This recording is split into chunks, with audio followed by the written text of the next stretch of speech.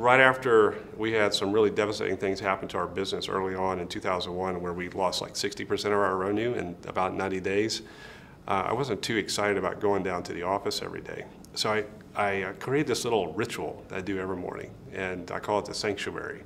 The sanctuary was really Starbucks. It was across the street from our office. But what I did is I would just go into Starbucks, before the chaos of the day started, before we had to do all this kind of repair work on the company to keep it afloat and fix it and all these things that we had to do. And I bought this notebook, and I get the notebook out, and I just, put the day's date on it and think about some kind of future date, 5 years out. And I start drawing business plans, graphs, everything kind of goes up to the right, revenue goes up, profits go up, people go up, everything's going up. And I would just create these amazingly wild stories about the company. Now the funny thing was, none of them were true. Because across the street, when I left there and had to go into the business, over here at Starbucks, I'm pretending that I'm thriving. And then 9 o'clock comes, I go across the street and we start surviving, trying to, save the company. But after a while, even though these stories I would make up, I started to believe them.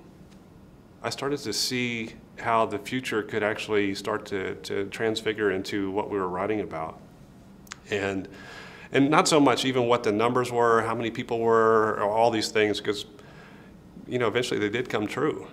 But the power of being able to separate from crisis, from distraction, from all these things that are going on, dependencies, people wanting your time, attention, needs, whether it's employees or vendors or whatever, having that little 30 minutes at Starbucks in the morning, for me, just my experience, that little sanctuary is what really gave me the creative energy to figure out how we're going to move forward all that.